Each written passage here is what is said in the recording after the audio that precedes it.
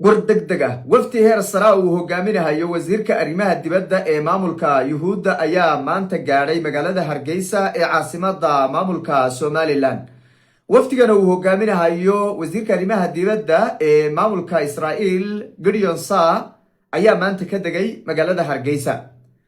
socdaalka waftigan ayaa la xiriira heshiiskii Israel iyo Somaliland ay wada gaadheen. saddex qodob oo halis badan ayaana la doonayaa maanta in lagu saxiixdo magaalada Hargeysa ee caasimada maamulka Somaliland. haddaba arrimaha la isweydiin baa waxay tahay sidee ayay ku dhacday in wafuud noocan oo kaleeta ay deegaan Soomaaliyeed ay gaadhaan? ma dowladda federaalka Soomaaliyeed ayaa u ogolaatay oo waftigan fasaxday? ma dhuumaal ayay ku soo galeen? xagee ayuu ka dhacay nidaamkii la socodka diyaaradaha soo galaya gudaha Soomaaliya? ma nidaamkii ayaa la fashiliyay oo dowladda federaalku awood ayay u weyday? sidee ayay wax u dhaceen? qodobkeena koobaad ayaan ku iftiimin doonaa wararkii ugu dambeeyay ee ka soo baxaya caalamka waftigaasi gaadhay Hargeysa, qodobada markaasi ay ka wada hadli doonaan amaba halkaasi lagu saxiixanayo heshiiska ay wada gaadheen Somaliland iyo Israel. ceebta weyn ee maanta dul hoganaysa dowladda federaalka ee ku faanaysay in hawadeeda ay adag tahay oo ay ilaashanayso oo ay samaysay nidaam lagula soconayo ayaa muuqaalkan ku qaadaa dhigi doona. hadduu allaydma waxaan dhanka kaleeto rabaa inaan mid iyo labo ka dul istaago khilaaf xoogan oo soo kala dhexgalay dowladda federaalka iyo dalka isku tagga imaaraadka carabta oo meeshii ugu xumayd abid ay hadda khilaafkooda uu marayo. imaaraadka oo u diyaar garoobay dagaal iyo sidoo kaleeto khiyaamo uu doonayo inuu kula dhaqmo Soomaaliya, burburinta Soomaaliya iyo waliba kala goynta go'aano adag oo imaaraadku u qaatay kadib dowladda federaalku markii ay la safatay dowladaha ka soo horjeeda dalka isku tagga imaaraadka carabta. bariyadana waa soo qaadan doona, waan dul istaagi doona. soo dhawaada idinkuna aragtidiina igula wadaaga qaybta commentiga. waayahay, maanta Hargeysa waxaa gaadhay wafti heer sare uu hogaaminayo wasiirka arrimaha dibadda ee maamulka Israel. waftigan wuxuu la xiriiraa socdaalkoodu heshiiskii Israel iyo maamulka Somaliland ay wada galeen ee la xiriiray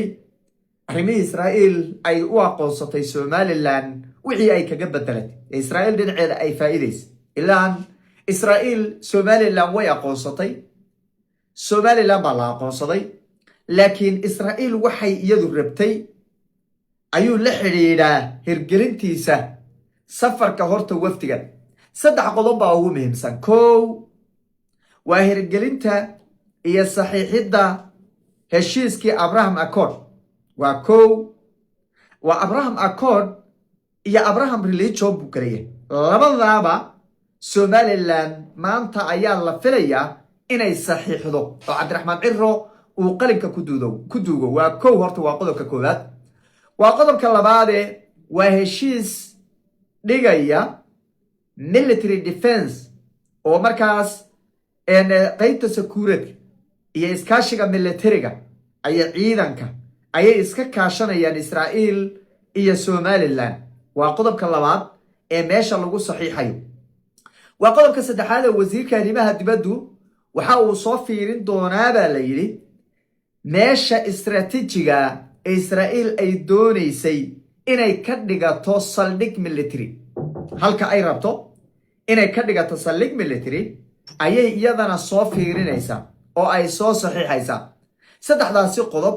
ayaa horta ugu muhiimsan heshiiska Israel iyo Somaliland ay wada galeen ee maanta Israel ay u soo dirsatay waftiga uu hogaaminayo wasiirka arrimaha dibadda ee maamulkaasi Gideon Saar. si kastoo noqotoba maanta waftigaasi imaaday ceeb weyn ayay ku tahay Soomaaliya, dowladda Soomaaliya. musiibo ayay ku tahay ummadda Soomaaliyeed sababtoo ah in badan ayay dowladda federaalku soo celcelinaysay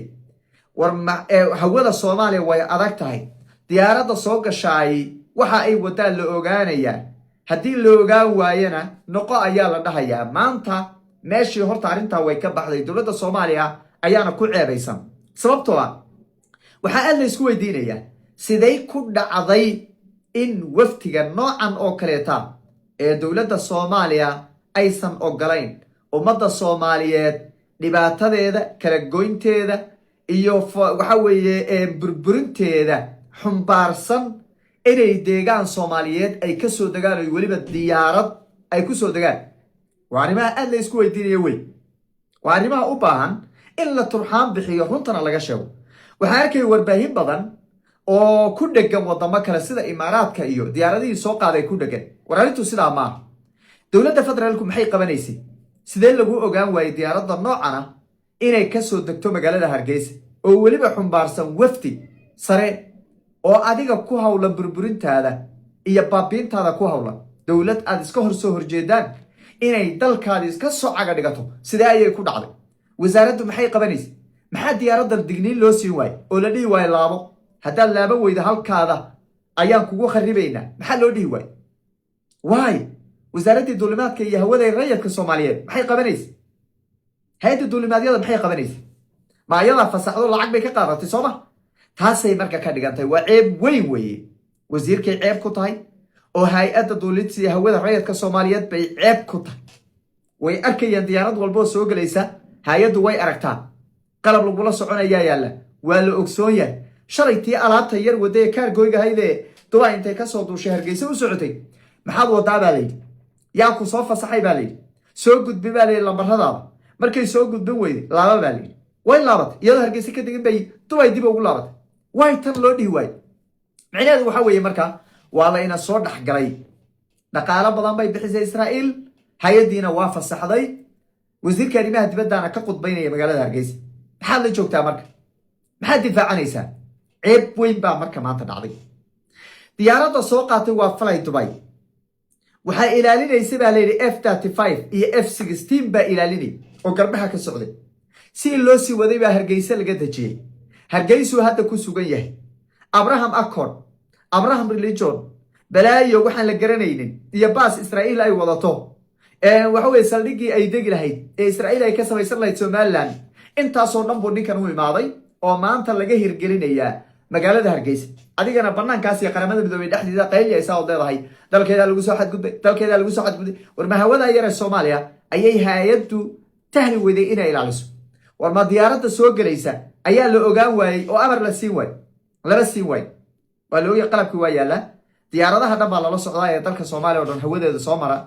kuwa waxa weeye aan la rabinba waa la dhahay kuwa Ethiopia noqon la dhahay kuwa Imaaraadka marka loo baahnayn laaba la dhahay kuwii kale ee Yuhuudana waa la soo daayay bal musiibada iyo aafada dhacday marka waa la isdhax fadhiyaaye sidan midnimo iyo wada jir Soomaaliyeed lagagama shaqayn karo waa la isdhax fadhiyaa waxa xaqiiqoobay arintii la xidhiidhay ahayd Israa'iil inay kun qof ku dhawaad ay ka qoratay gudaha Soomaaliya inay wasaaradaha ay ku jirto inay wasiirada xataa Soomaaliya qaarkood ay la shaqaynayaan tiiba dhabowday ay siyaasiin badani warbaahinta ka sheegayeen maanta marka arintaas dhacday waa musiibo soo korodhay dhawaaqii hore ee Netanyahu tamba ka daran culayska siyaasadeed diblomaasiyadeed ee waftigan uu xumbaarsan yahay ayaa ka ballaaran taa waa mid dhinaca kale Imaaraad oo diyaaradihiisii ay keenayaan wafuudda Yuhuudda ka shaqaynaya in Soomaaliya uu gobol oo kala googooy aad ogsoon tihiin Jubbaland inuu qorsheynayo inuu ka dhigo dal madax bannaan baan ku aqoonsaday inuu yiraahdo Puntland inuu yiraahdo dal madax bannaan baan ku aqoonsaday oo waxaan nimanka siyaasiyiinta odayaasha xukuumadda labadaasi deegaan aan ku durayahay sanayn oo ogsoon tiin ummadda Soomaaliyeed ogsoonta ilaa iyo hadda dawladda federaalka ma aysan cambaaraynin kama aysan hadal dalkii kabayn eriyin xiriirka oo ma injarin way daawanaysaa Ilaahay baan ugu dhaariyay ma annaga waalan mise madaxda dawladda federaalka waalan sidee wax lagu wadaa war dalkan xagee loo wadaa madaxda dawladda xagee ku socotaa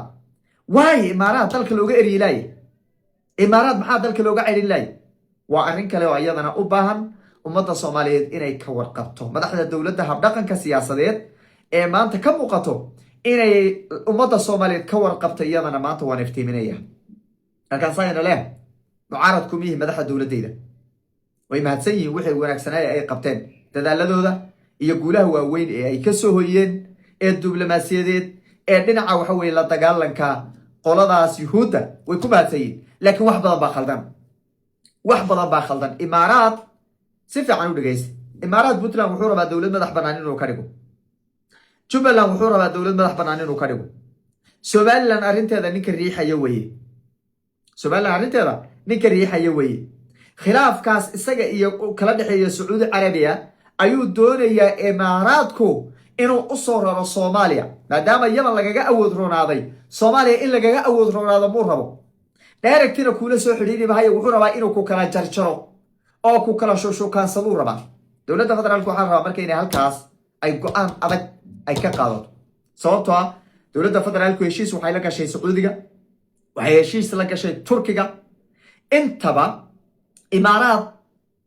col weyn baa kala dhexeeya khilaaf weyn baa kala dhexeeya waad ogtiin sacuudi iyo imaaraad waxa yaman ku qabsaday 24 saac baa looga qabsaday waxa weeye loo qabtay inuu yaman oo dhan kaga baxo wuu kaga baxay sacuudiga kaga adkaaday tiibaa marka maanta socota adoo sacuudi heshiis la gashay oo imaaraad waxaan ka wadaa turkiya heshiis la gashay haddana imaaraad inuu meesha kuu dhex farfadhiyo aad daawatid wuxuu samaynayay habdhaqankiisa aad daawatid micnaheedu waxay tahay waxaad qabanaysoo dhan hal bacaad lagu lisay waa lagu sii kala furfuraya waa lagu sii kala gogoynaya waa lagu sii kala diraya waa lagu sii kala jarjaraya adigana waa daawanaysaa hilibkaadi baa cad loo guranaya adigana waa daawanaysaa madaxda dowladda federaalku waxaan ka rabnaa inay caddeeyaan mowqifkooda siyaasadeed